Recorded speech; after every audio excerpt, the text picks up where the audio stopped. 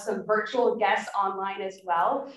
So we're very excited about tonight's program with Michael Twitty. Before we jump into the content and the conversation, just a quick overview about everything. So we are here thanks to your very generous support at the Museum of the Southern Jewish Experience. We love providing programs like this that explore the diversity of Southern Jewish experiences, from foodways to politics to just general experiences every day, both contemporary and past. And so that's why we're very lucky to have Michael Twitty here with us tonight. We do have a Q&A, so be thinking of those questions along the way that we'll be able to chat with Michael about later in the evening as well.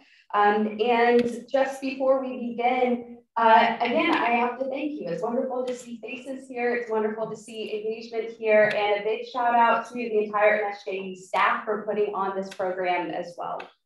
So now I'd like to go ahead and introduce Michael Twitty with us tonight. So Michael Twitty is a culinary historian and food writer from the Washington, D.C. area. He blogs at afroculinaria.com.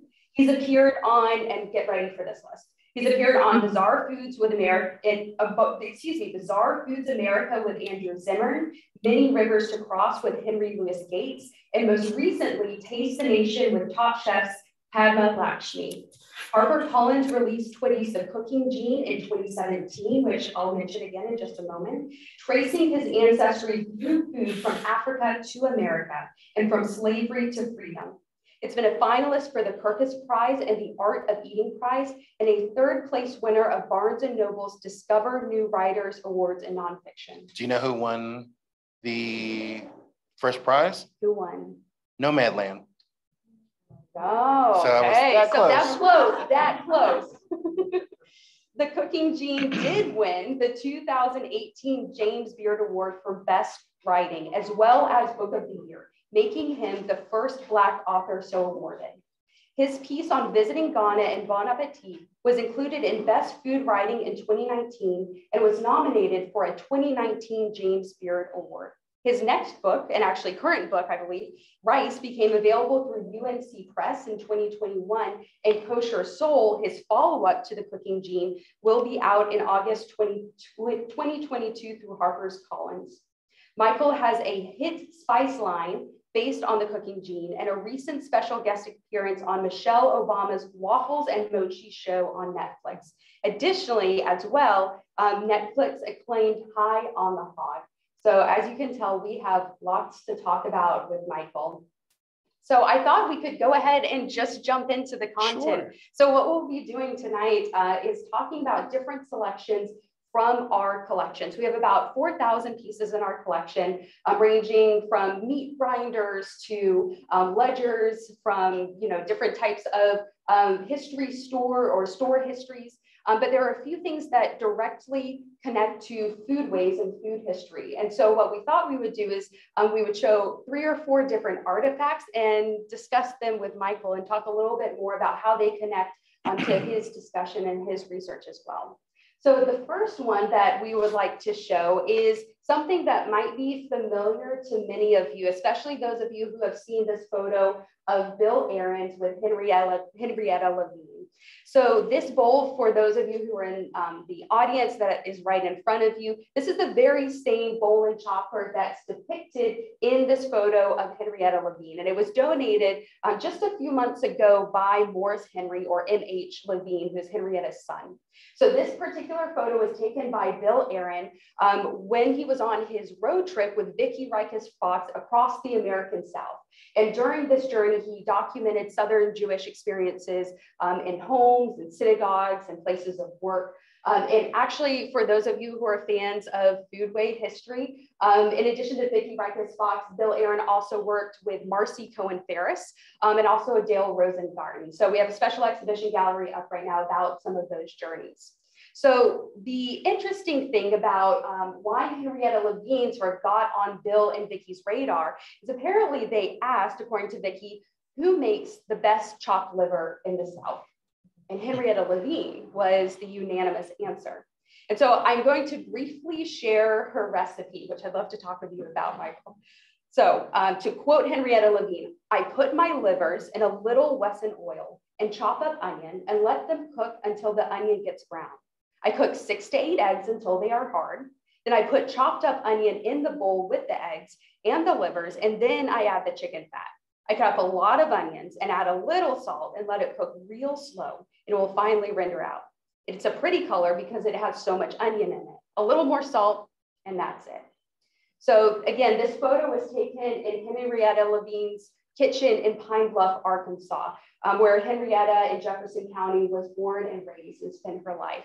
And in many ways, Henrietta was a pillar of the community, not just in the kitchen, but also outside as well. So she could be found everywhere from the sisterhood at Congregation Ancha Emeth, which she attended, to volunteering at the Red Cross. She married Jake Levine, and they owned Jake Levine's men's store. We also have another possible connection, which we might talk about in just a moment, of Henrietta Levine's in our collection, and we can flip to the next slide of that. This is the 1932 Snappy Eats from Soup to Nuts, which was created by the Temple Sisterhood of Pine Bluff, Arkansas. So one of, just like a spoiler, there is chicken and ketchup on there. So, you know, prepare yourself if you do discuss one of many trafe recipes. That's right. Among many, rabbit, crab as well. So while Henrietta Levine is not specifically mentioned in this cookbook from 1932, she was born in 1908. So it's likely that she, if not was involved in it, she was probably aware of it. But now let's jump back to the cooking bowl and the chopper here itself. So to start, Michael, what do you think about the chopped liver recipe? So the first thing, I guess, is that, you know, people really annoy the hell out of me when they say, well, what's a recipe? I don't come from that, you know? What's the technique? I put it in a cast iron skillet, I stir it, I cook it, and it's done. That's my technique. It really, I mean, there's the idea that there's some sort of special intellect. It's for us, feeling and spirit and rhythm and ancestor. These are, I can't teach you that. It's like the Louis Armstrong thing about jazz, right? He's asked to define jazz.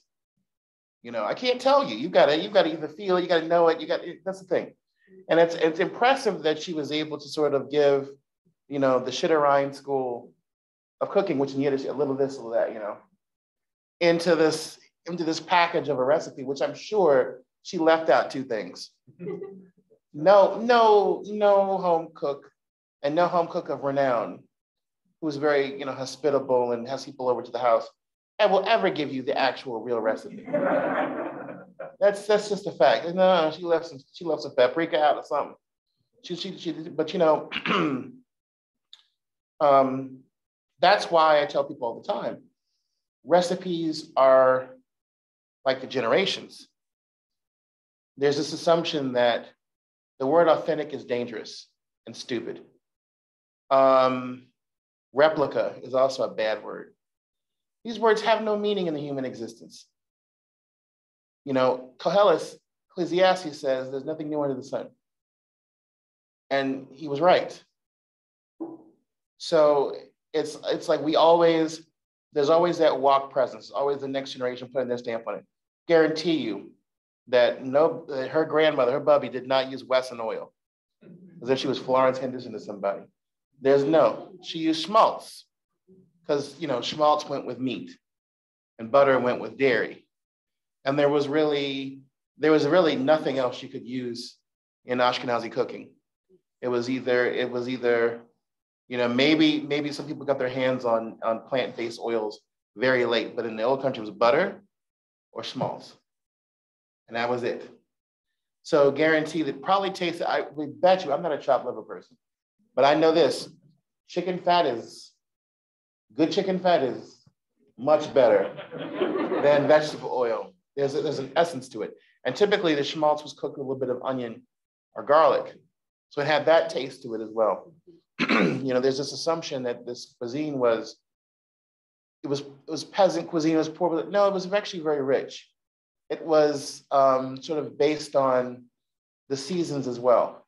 But because the seasons didn't translate to tenements, and farms in the South, you lost this whole reference point of how these foods originally were made in situ, and it didn't translate to this struggle to become American, you know, that probably her parents had.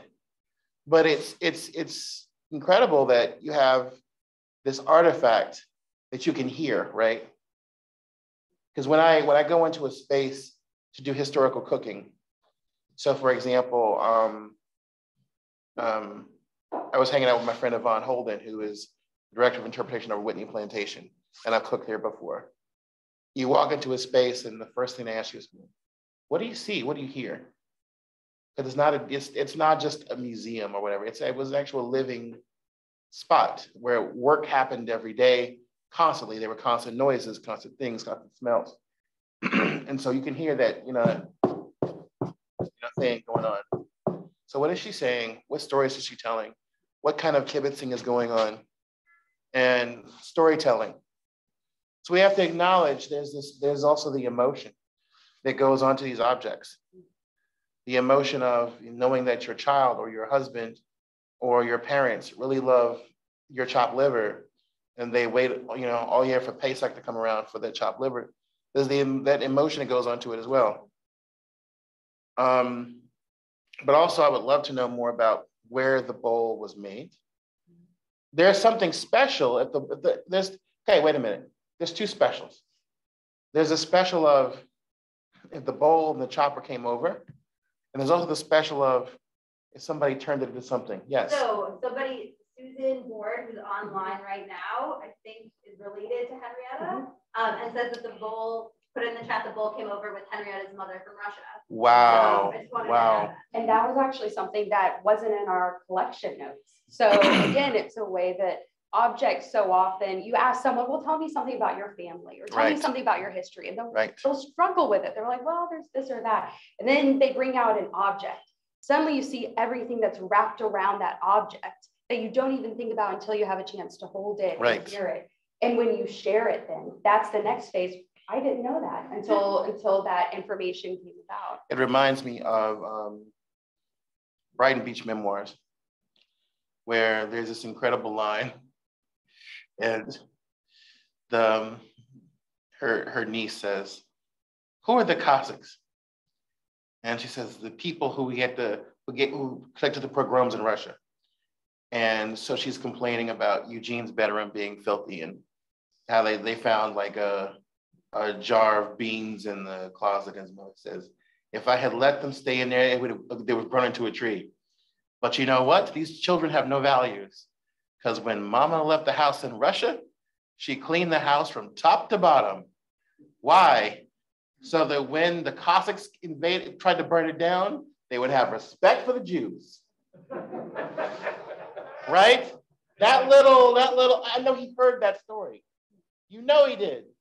And the fact he wove it in, I mean, that's a whole entire narrative, right? Whole history chapter. And so one asked the question, so when Mama cleaned the house, and they burned the house down anyway, and she's packing, she takes this. Like we were having the conversation earlier about, what do you take? You have the blocks, the kids have to figure it out. And I once upon a time, I had a lesson that I would take with me on the road to different schools, and I'd say, here are 30 objects. Each group has to create a bag, their bundle they're going to put on their shoulder when they run away from enslavement. What's important? What is your baggage going to be? What's worthy to be passed down? This bowl survived being tossed, right? Because obviously it has, familial and historical associations. And this is why it's important that people know, especially the generation that is here now. Google ain't gonna do everything for you. Certain things, once they're gone, they're gone. That's why it's important. You may think that menu that you get from the pizza place that they put on your car windshield is not important, but one day it's going to be not a thing at all. No one in living memory will ever remember that it actually exists. Or some of the foods that are listed on there. That's wild to think about, isn't it? It's disconcerting. It's disturbing. It's upsetting that, you know, huge swaths, even with our vast technological, you know, digital resources, huge swaths of human existence are going to be wiped away as if the wind didn't even know their name. So this is why it's so important to have a constructed, curated culinary memory. You know, look what I'm doing. Look what I do with, you know, historic African-American, African-Atlantic, and Jewish foodways. You know, we talked about this downstairs about the concept of bricolage, the fact that we have to construct coherent narratives from a very few material pieces and archival documents to somehow make a story that is cogent, believable, engaging, right, and important. And that's not easy to do because everybody wants you to be able to say, this started here, and then it was this in linear fashion, that very Germanic scholarship way of doing things. But unfortunately, unless you're talking about somebody like a James Baldwin, for example, right, or William Styron, or somebody who you can pretty much get a bunch of material on, who lived in the past century or two. That's not how this works. For the average everyday person, it's just little bits and pieces that you construct. But what's exciting about this is that we're talking about Pesach, we're talking about Purim, we're talking about other holidays where the idea of chopped food, chopped ingredients is a deeper symbolism. It's not just what do I feel like eating. That's not how Jewish food works. And for that matter, it's not how African Atlantic food works. It's the idea of what does the food represent? What are the ideas? And one of the things that gets me as we talk about chopped liver, some people may go, oh, chopped liver, okay, schmaltz. Okay, there's that gray or brown, unhealthy Eastern European Jewish food. And they scoff, they laugh, right? Well, the other version is chitlins, lard, soul food. Ugh. Shut up. You know why I say this? Because these foods are gendered. What you're really saying is the mamas screwed up. Because in the Jewish context, it was, oh, they overfed you, they mothered you. You know, we know where this is going. Or you were the yeshiva bacher who didn't have enough to eat, who had to eat these rich caloric foods, and then of course the end result is when the Nazis came, you couldn't run. Or you were the poor slave who got the scraps from the master, right? And that you had to invent a culture and a heritage out of nothing but scraps. Both of those are incredibly anti-Black and anti-Semitic narratives that are also classist, but more importantly, misogynist. Because the mother, who in both cultures was inherently the guardian of food, of kashrut, of one of God's major commandments to the Jews, the mother had to also communicate through the food love. And we look at these reels from like Ukraine or other places, we go, wow, that's tough. Imagine if that really was your life, like most of human history all the time. Like at any moment, you could go from giggling to that's it. That's why I couldn't watch I didn't get to the first episode of Britannia. It's a show about, you know, Roman era Britain and how the Romans invaded. And I just thought it was just, as a historian, I just thought, wow, they got me deep, because it wasn't just the idea these people were living in peace. They didn't know about no Romans. They were like, oh, let's have our little Celtic ceremony. And then next thing you know, where are my parents? Where's my sister? Does anything that I've been taught to believe make any sense? What do I do with myself? I don't speak their language. They're invading my country. What? But people live like that all the time, right? So how did you cope? One way was through food. The idea that Jewish grandmothers and mothers sang lullabies to their children Like in the promised land, or in the golden of Medina, you could eat challah every day. What does that say? It says, I'm trying to give my child hope.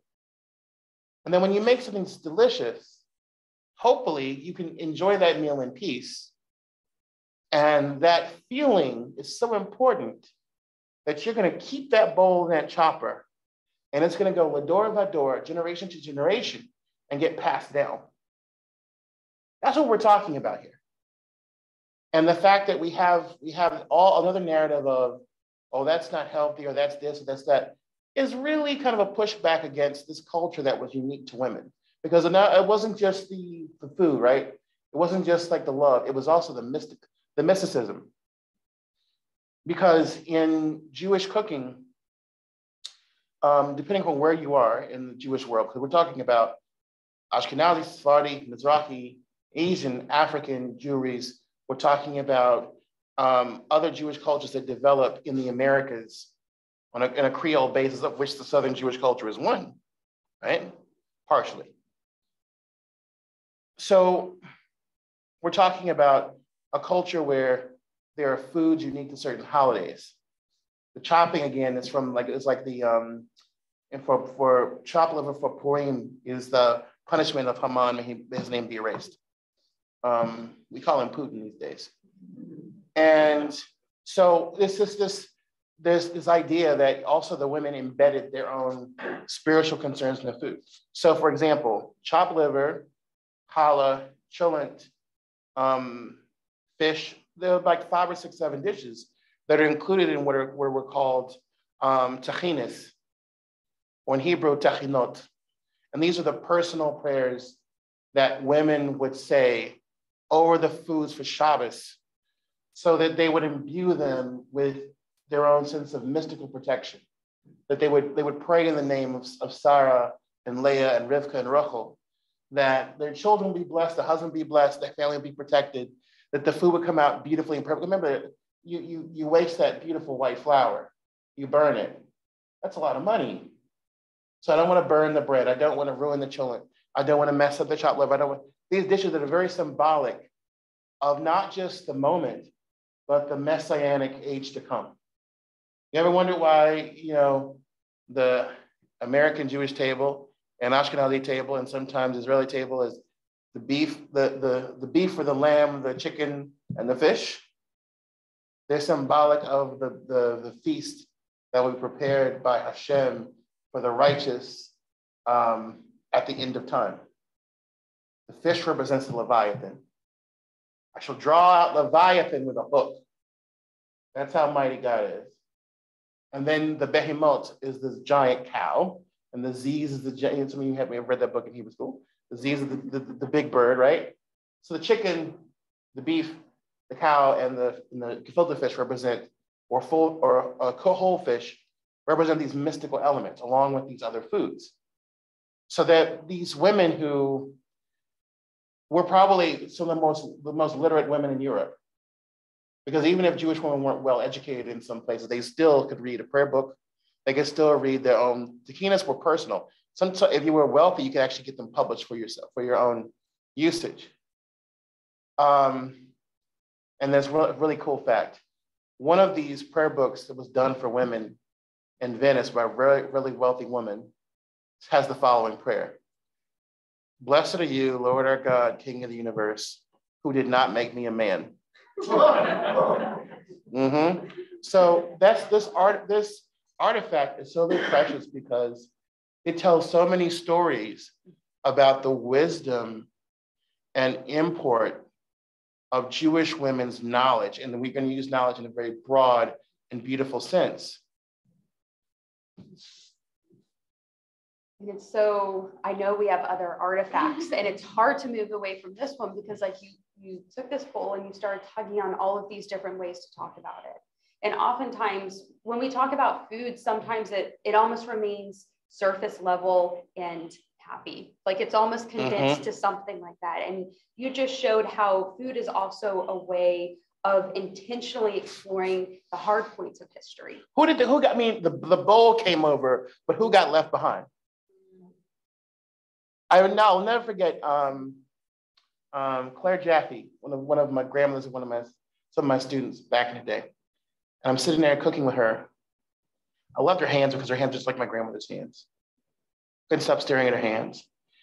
And I talked to her about her father and her mother. And she said her mother was a daughter of immigrants and her father was an immigrant. And like, I said to her, well, you have family in England, you have other places, well, what, did they keep in touch? And she just looked at me like, okay, what do you mean? She said, there was no Facebook. There was no Instagram. There was no Twitter. You hugged somebody and that was it. And the more I would talk to people who had immigration experience, particularly, and not just everybody, it was very much Jewish more than anybody else. Because remember, the Italians would sometimes go back and forth. The Greeks and Portuguese did that too. They would send, the Portuguese and Cape Verdeans would send like these people from the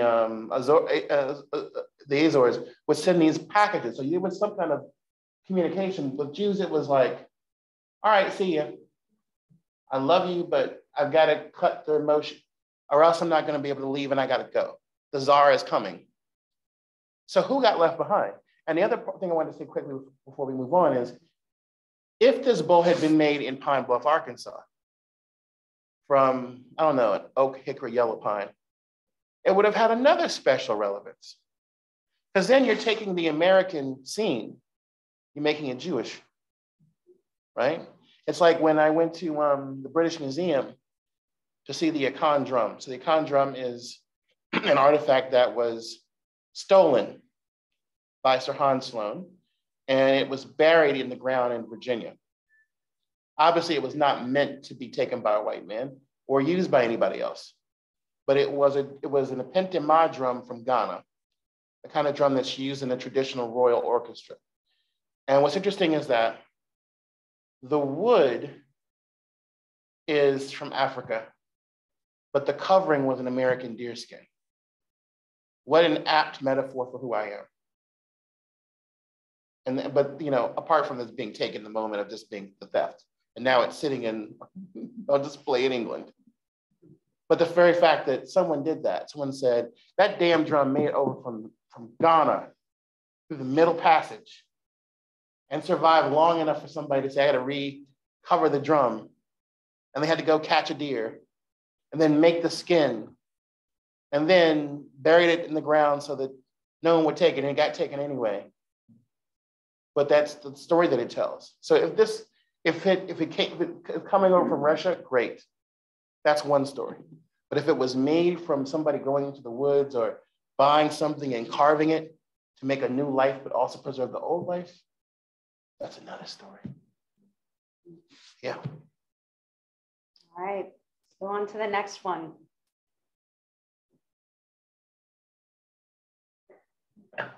So what we have next, as you can see on the screen, is a hollow cover. And this is from a congregation in Clarksdale, Mississippi. I know it's a little bit hard for you all to see in person, so I'm going to lift it up. So you can see depicted on it are two braided chalot. You have the Shabbat candles as well.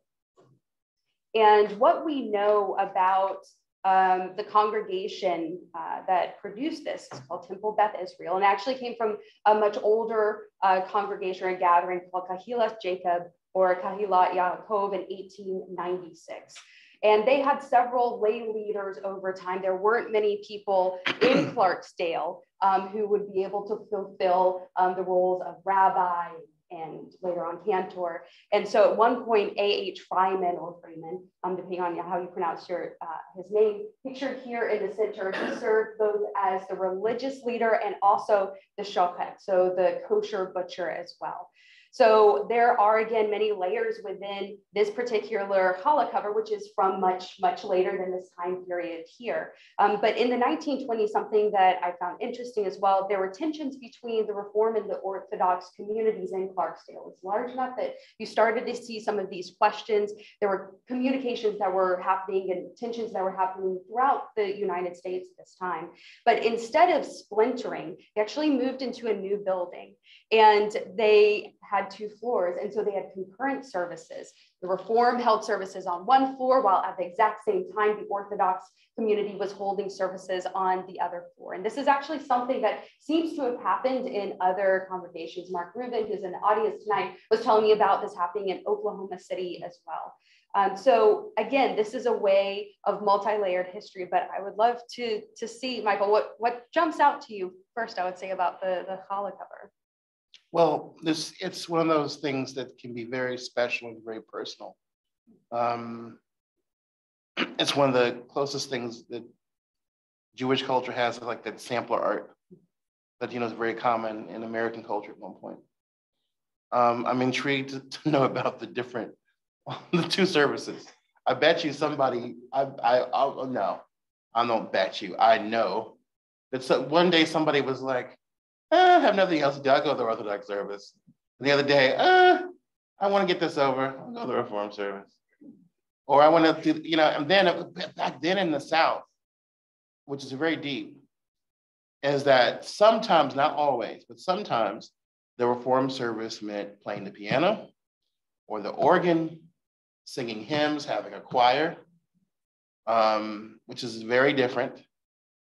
And of course, you know, we're talking about German versus Eastern European, which was at one point a very big schism in the community, because they were the same people, but not the same tradition or species of observance. You know, there's a tendency to view, people hear Jewish and they hear faith, and I really don't like that. Judaism is the religious civilization of the Jewish people, not the other way around, don't get it twisted. You know, to be Jewish is to be, you know, from and all in it, or it can mean you maybe put one toe in the water in the mikveh when it suits you. It means tashlik one year and going out to a restaurant the next. I mean, it can be a whole spectrum of observance, commitment, relationship to, it's not just about laws and rules. It's a very non-Jewish way of looking at our tradition. Our tradition is about relationships with each other, with the divine, within ourselves, with other communities, with people who are like us, people who are very different from us. And that's how American Judaism plays itself out. So challah cover, really important because Clarksdale's in the Delta, right? Yep, Mississippi. So this, you know, which the Delta isn't really even settled until the age of immigration picks up. The Delta was not an area of plantations. It was actually an area that was very swampy, very unsettled, a lot of wilderness. Most Mississippi slavery was in the internal column of the state. And the obvious, you know, there's this kind of carve out for the Delta. And then there's Natchez, which has, you know, historical Jewish population we talked about earlier. And then the coast where the French were, then the Black Belt, where the antebellum planters came in. And then from the hills in Holly Springs, where I was a week ago, down to the middle to Jackson. And then you have these new immigrants who come into from the 1870s onward.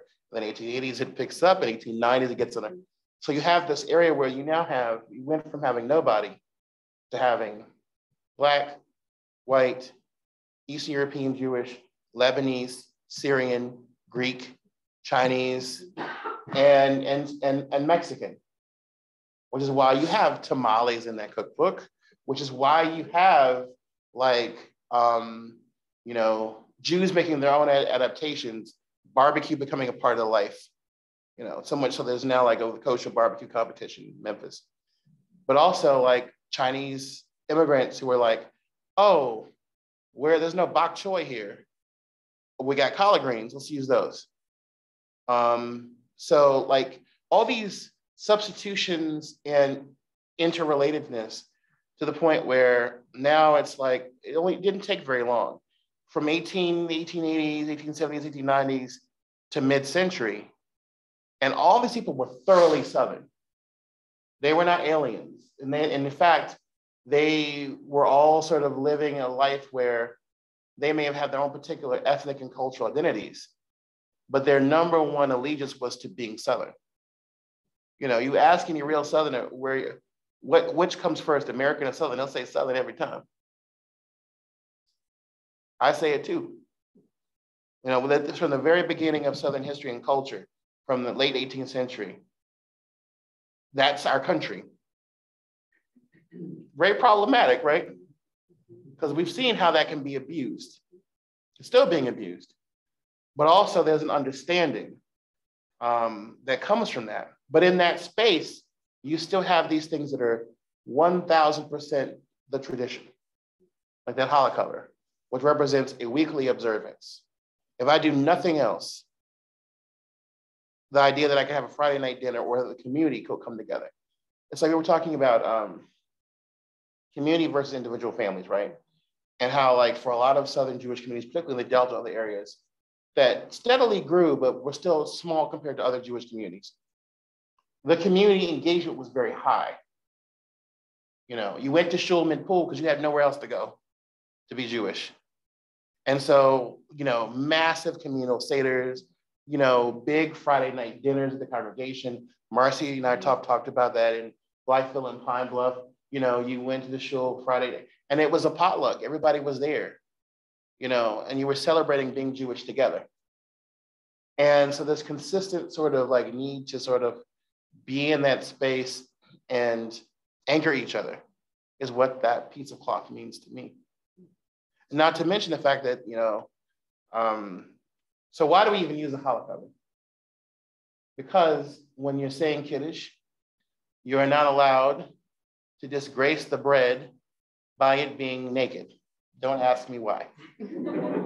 All I know is you have the Kiddush cup, and you have the chalot, and you have the cover for the chalot, and when you're saying the bracha over the wine, you are not, the bread is shy, and you're supposed to, and then only when you're done saying the bracha over the wine, can you then unveil the bread and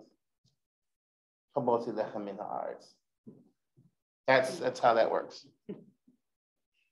Well, we have just two more. I think we'll go quickly through the next one, which is also the bread doily, but then finishing with something that you've contributed to our collection. So the next one has come to us from Jewish Heritage, North Carolina. We already talked about sort of who gets left behind when certain histories or artifacts are brought over or made. And so here, it's probably for the audience a little bit easier for you to see on the screen here. So we have two, they were termed as challah covers from Jewish Heritage, North Carolina, who actually sent them, we received them a couple of days ago for this talk. And what we found interesting is we were just talking about covering the challah so as not to be embarrassed. Now, if I were a challah and wearing this, I might be a little embarrassed because you can see some of the holes. And so we were talking about how, you know, these are likely bread doilies that could have been adapted as challah covers. Now, we don't have much information about the families. We know it's from a Jewish family, right, but there's adaptation going on. There's holes in the history going on. Right. I mean, that's a thong and the other one's a bathing suit. Yeah, but you know what? When you actually showed them to me online, on Zoom, I immediately thought about the kind of things that my grandmother would have had. That's not uncommon. That was not a Southern household from a certain generation, because the biscuits and the bread and the light bread was special. You know, cornbread was called common. You know, light bread was called seldom for a reason. You just didn't have it. And even then, what's weird is that people think the yellow cornbread was a thing. All of my grandparents grew up with white cornmeal.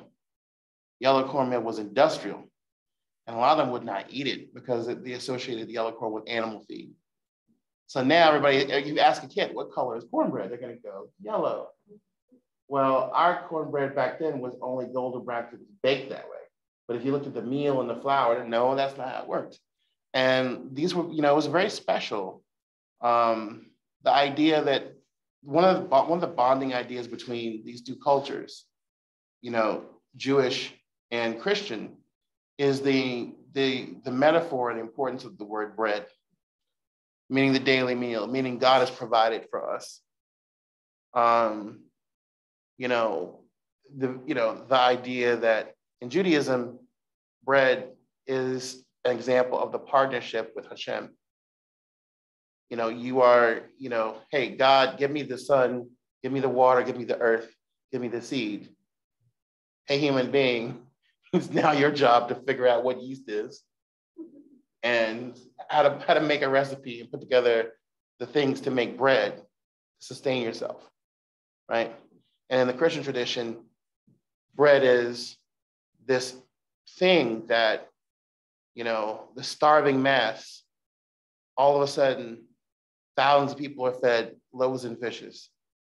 Well, that's a very agrarian, peasant narrative. Something that my grandparents in their depression definitely understood. This idea that somehow, some way, from the hands of the master will come this, bounty, and we will make it to the next day, the next week, the next month, the next year, the next generation. So you would see things like this and the kind of things that my grandfather used to nab my grandmother about and say, you think we're born of the purple or something? That expression, born of the purple. You think we're like biblical royalty.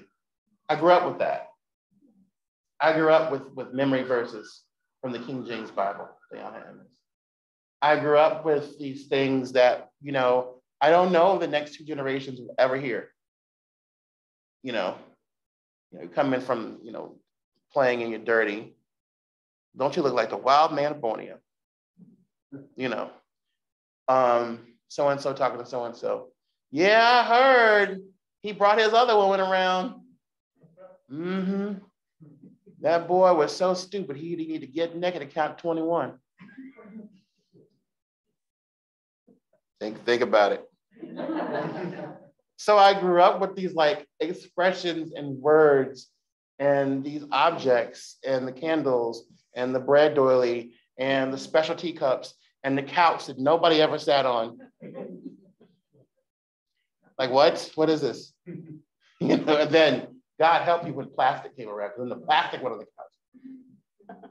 And so it's interesting sort of like interlacing of these two worlds represented by that. A hollow cover, I don't know. Maybe somebody tried that mess, but it's not the same thing. But it is definitely a part of both worlds. That point of recognition. And the final artifact before we get to Q&A, and we could spend an entire evening talking about this artifact I'm about to bring out. So when we were having early conversations and discussions about this evening, I brought up, our collection has been coming together for decades at this point, since 1986. And as we were working on the museum downstairs, something we were talking about, it became aware that given the amount of effort that I was trying to find to look for certain content, there were gaps in our collection. And one of the major gaps is representative Jews of color. And so we started a discussion about addressing gaps in the history, but also recognizing that it can't just be a plug and go. It can't be just an absorption of a collection or a taking of this history, a taking of ownership of a story or a narrative. Michael very graciously listened and heard our challenges and brought these to Kippot to donate to the Museum of the Southern Jewish Experience. And within that, I think what's even stronger is some of the conversations we had about how to address these gaps that are in our archives, in our museums, in our conversations. Mm-hmm. So, these are by an artist named Jordan Casey, and they were given to me by a doctor, Professor Myron Beasley. who is actually here in the city. I didn't know that tonight for a presentation, and lives in Maine, teaches at college in Maine. And when I first got these, I was like, wait a minute, I ain't gonna fit my head. Say maybe some bigger ones that actually fit my head. But Jordan Casey did this, and it's famous African-American and Afro-Caribbean figures, and it's also, some of them have relatives of his. That idea of ancestors, the idea of remembering where we come from, that we stand on the shoulders of giants, that we have, you know, kipa comes, you know, that word comes from, you know, the word for head. Like kufi and kipa are related words. The F and P are interchangeable. So the Semitic root word is kaf, right? Head, kuf, or kaf. So you also have yarmulke. Everybody knows yarmulke. Well, what does that mean? People judge the beanie. No, yare malka in Aramaic means I fear the king. I respect the Lord. It's a compound. So that's what that is. We, you know, the other communities took off because we had been centuries have put it on. You know, so that's why we retain that tradition and custom that set us apart. And so that whole idea, you know, it even goes down to a modern pop culture. So, you know, when Matisyahu had his famous hit, King Without a Crown. So Keter, he's talking about Keter, in Kabbalah, like, it's like the chakra that deals with the head, right? You know Hindu tradition. And then he has a line in there, if your cup's already full, then it's bound to overflow. Double entendre. The Kiddush cup of blessing, but also cup and kep, your head. If you already have too much stuff going on, you're not going to be able to receive this, you know, mystical divine thing that's going to save you from your troubles. So there's all kinds of levels there. And then, of course, in Black tradition, head coverings, well, in the Black church, you know, we don't just call the hats that our matriarchs wear hats, we call them crowns, which is very, you know, that's blood memory, because in Yoruba culture, the head wrap, the gele, and also the kind of caps that the kings wear, and other royalty, they're called crowns. Ade. Have you ever seen, you know, like Sade? That's part of a longer name, her name. Anytime you hear King Sunny Ade, a lot of Yoruba, and I'm also part Yoruba in my DNA, a lot of Yoruba have Ade, which means the crown. So that idea of, I got to protect, because why? Because this is the part of me that's close to the ancestors. You closest to God, the spirits, you know? So there are these multiple layers of Jewish, Afro-Atlantic, Middle Eastern, American, you know? We like, in this culture, we like our graffiti. We like, in New Orleans, this is deep, right? Because I was down the Bywater and I saw this beautiful mural, and I didn't really get it, because I was like, Ilana told me, she was like, we're on Homer Plessy Way. And she said, this is where the train is stopped and he is told, get up and get out. And then next thing I know, we turn the corner and there's this beautiful mural, and on that mural is Homer Plessy. That's deep. That got to me. Because I hadn't been here so long and been on my travels in so long that I forgot. But there are these actual spots where the stuff went down, where the entire world changed for good or for ill. And they're so lonely and quiet. If no one told you, how would you know? It's like when I was in San Francisco and my good friend, Chef Wanda Blake, said, you see that warehouse over there in the Fillmore? I said, yes, ma'am. Just a warehouse. She said, no, it's not. That's where Jim Jones had his church. And if you were Black and brown in San Francisco and Oakland at that time, you lost family to Jim Jones. It wasn't just some lurid story. You lost somebody who you loved and cared for to Guyana. So these quiet, unassuming places and these images, these ways we inculcate memory. Because at least one day somebody's gonna have to ask the question, who's that woman? It's Shirley Chisholm.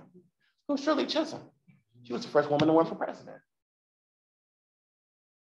Black woman, Caribbean heritage from New York. Who's that man? James Baldwin. Who's that woman? Famous African-American pilot. Who's that other person? Audre Lorde. Out lesbian poet, genius, academic. You know, Sukkot, when we have the sukkah up, you're supposed to put up, pictures of the word names, pictures, images, the patriarchs and matriarchs. It's another form of ancestor recognition, right? So I'm giving this to you guys to start a process of collecting these objects that, for Jews of color, begin to give us a sense of a yichus. Now, yichus is like a pedigree and lineage in Yiddish, right? So I'll conclude that part by saying this. In doing Kosher Soul, two things came up. So my friend Hava, who is from Louisiana, who now lives in LA, her husband is Jamaican and Jewish. She's Louisianian and Jewish. Interesting food in that household. She talks about how our tradition is just as important, just necessary to talk about as anybody else's in Jewish tradition. Through us, soul food becomes part of Jewish culture. Through us, Caribbean food becomes part of Jewish culture, African food, African traditions. But not just through us, but because of the fact that our tradition began at the hinge of Asia and Africa, lest we forget. It wasn't Charlton Heston and what's her name? I'm gay, I should know this. Elizabeth Taylor, right? Hollywood got y'all fooled. And what was his name that played? Oh, come on, Mark. Who played Dathan? He was in all the mob movies too. Edward G. Robinson. Ask Generation Z to name Edward G. Robinson, right? Moses, right? All that nonsense. But the first scene is deliberate. All right. The first scene is not just, it's the Nubians and all their grandeur walking in. And it's also the scene that you should pay attention to is when the plagues start and Moses' adopted mother comes in the door. She says, "May my bearers come with me." When was that movie made? Late 50s. What had just happened? Little Rock. What is he saying in that scene? Who are the bearers? They're all from Southern Egypt. They're all also Nubian, obviously Black. Can we integrate your space? Can we sit side by side at your table? And what does Charlton Heston as Moses, albeit a very pale Moses and very straight-haired Moses, what does he say to them? He says, "Let all who are thirsty for justice, they are welcome in this place." You can learn a lot from pop culture. But this is how we create ourselves. Hava was talking about how what does a Black Jewish Masorah or tradition or set of customs and legacies look like? Well, it looks like this. Shais Rishon, he says, his goes by Manish Tanat. He says, one of the Rebbes had his yikus was destroyed in a disaster. And the mother was so hurt because she says, "We'll never achieve, greatness." He says, He says, "From the ashes, we'll make a new yikus. We'll create a yikus not only from our credit to our name, but from our mitzvahs, from the holy works that we do." So the same principle for Jews of color. We may not always have this linear, step-by-step, A to Z, soup to nuts kind of like story that people can, identify us with.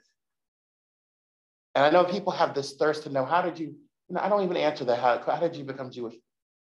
I did not teach a number of kids. I see one of them. I see you, Miss Toplin. And even with a mask, I taught a lot of kids across 5 synagogues, and not to mention camps, not to mention youth group. That's more important than the other part of my journey. Obviously I had a loving and an accepting community and grew into others. Sat at many tables. And there was a point where it just, origin stories are not important as endurance stories. And that's what those kippot represent. And I have to say, a copy of this conversation is going to be added with a transcript to the collection files for these kippot, so that your words and your voice will always accompany them in our collection. That'll give me another 1,000 years. I'm good with it. Exactly. I do this to exist.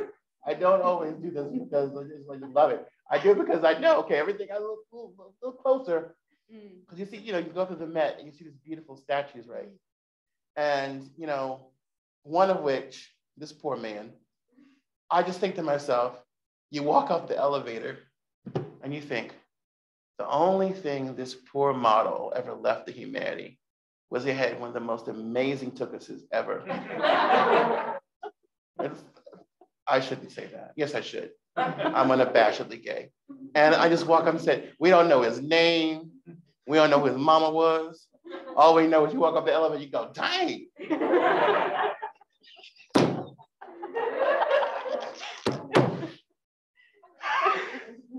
And that's it. You don't know nothing else, right? So it's important. To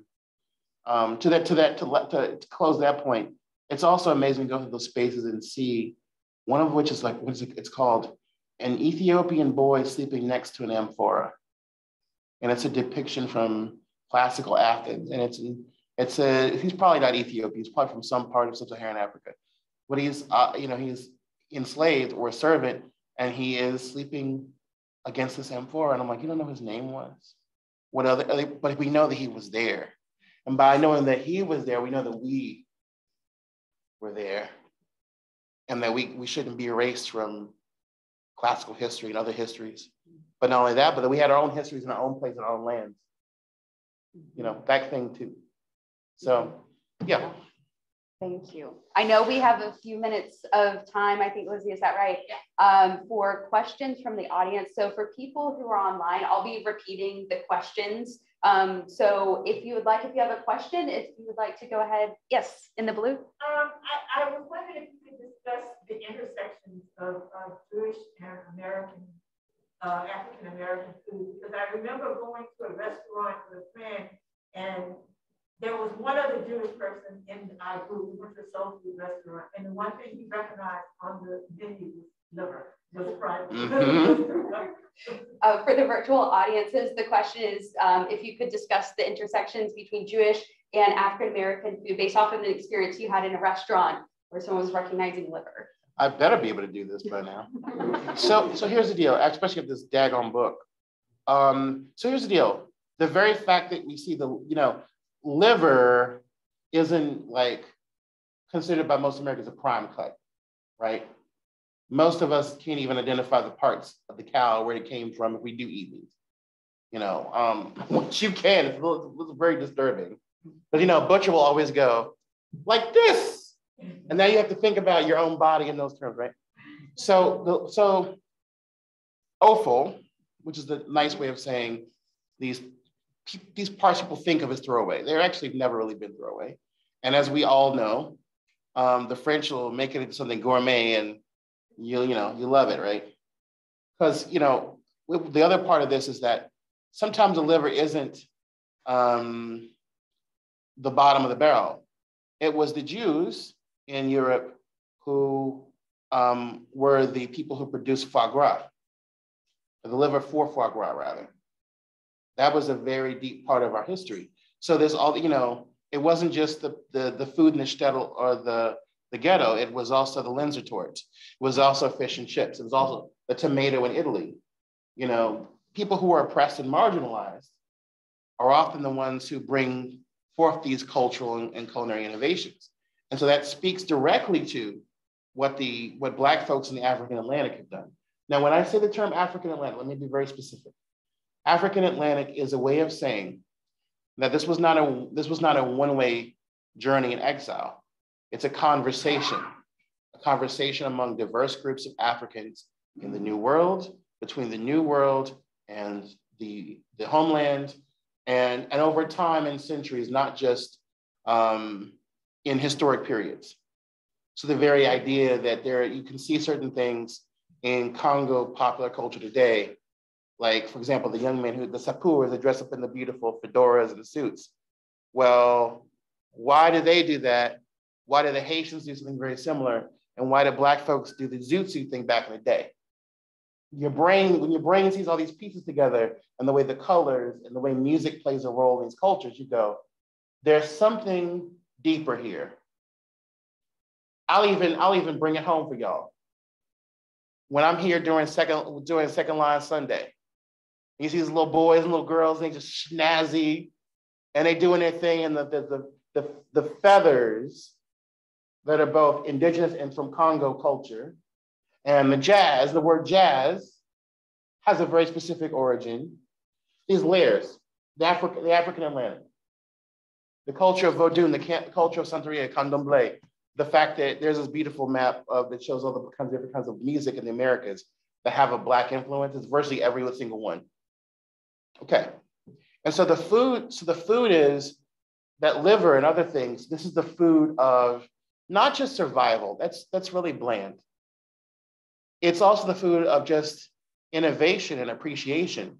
Before we were talking, you know, it's not just I'm hungry, we got to eat. Don't waste a drop. No, it was actually just let it taste good. We want to use this part. We respect the whole animal. Long before fancy chefs were saying that, you know, people who had to live and who were in community with these animals. I've seen it in Africa. You know, the rest of the world, you know, Hawaiians talk about taro, or what they kalo in Hawaiian. They call kalo brother. Cherokee call corn mother. The Igbo call yam father. The people of New Guinea call sugarcane mother. We're the ones that think of food as something that's separate from us, that is aspiritual, right? So there's this deep sense in both Jewish diaspora foodways, which again is not just European, but Middle Eastern, South Asian, East Asian, African, and beyond, and African Atlantic foodways, that food is very spiritual, but also food is migratory, because you don't know where you're going to be next. You know, our history is the history of being pushed across the map from place to place. Somebody said to me, why do some people look down on garlic powder, other people don't? I said, I don't know a single Jewish family or a single Black family or Latin family who's down on garlic powder. I said, what? Because we got to move. We don't know when the next time we got to pick up and run. Damn right I need my garlic powder and my garlic salt. I can't make no potato salad without either. I can't make that roast chicken for Shabbos without either. Kidding me? I need to have things that are what's the word I'm looking for? Begins with a P, brain, run a brain. Portable, thank you. Right? Portable. I need a portable heritage. Jews and African people in separate in a Venn diagram form were in a lot of the same place at the same time. 1492 is the year that the Inquisition starts in earnest and the expulsion happens, right? Well, where do you think some of those Jews are going to? The Americas and the islands off the coast of Africa. So it's already started. Jews in the Caribbean and Jews in the South have very parallel histories, because there's this, okay, if I go to the edges of the world, they can't catch me, or they're going to have to work really hard to get me. At the same time, you have these two traditions co-evolving in negative ways through enslavement, and in positive ways through cultural cooperation and community. And so the foods are coming together.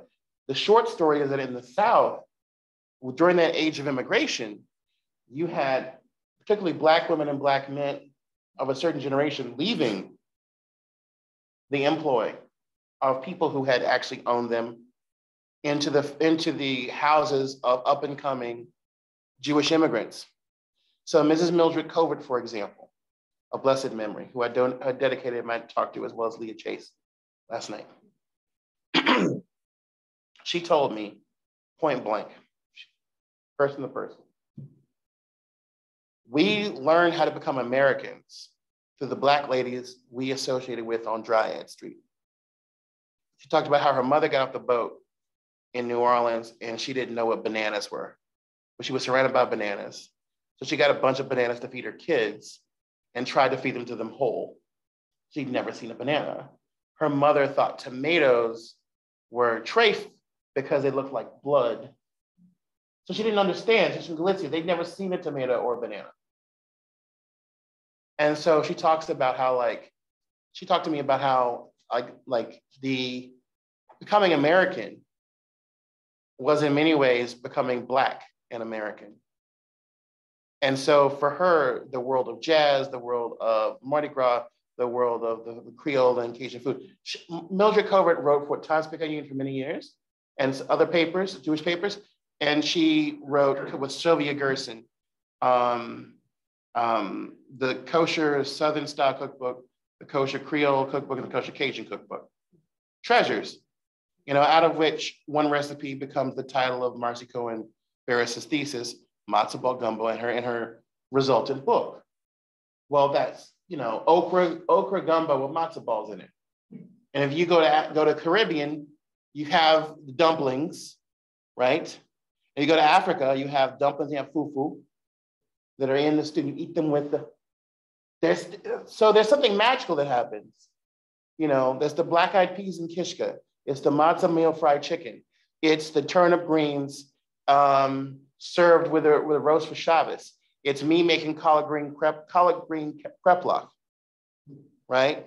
It's this unabashed appreciation for the layers and levels that there's a dialogue in the food. I don't even know how to describe it to you, but there's a dialogue in the food and understanding. You can't just take any foods and mash them together. Like Mongolian and Italian, don't try it. Inuit and, Brazilian chascaria. You imagine, how do you like your whale done? But these two cuisines that are both global, that represent movement and exile and migration and reaffirmation and resistance, have a lot to say to each other. And so last but not least, for Jews of color that I interviewed for Kosher Soul was very interesting, is that we have this, their worldview about food was very similar to when I interviewed white Southern Protestants who had converted to Judaism, which is very similar to the worldview of African-American Orthodox Muslims. They're all sort of shopping for the same things, seeing the diet, seeing halal and kashrut in very similar ways. And there's the most important thing among all those different groups was the dedication to what they felt were the principles and ideals of Southern food. There's the idea that I must retain, or Caribbean or Afro-Latin, I must retain these essential things. I gotta make plantain. I gotta have greens. I gotta have something hot sauce, hot pepper, hot this, hot that.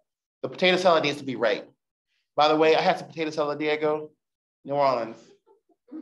Che, I'm not going to tell you who it was on my Nigerian voice, but it was as sweet as candy. And I said, this person does not know how to cook.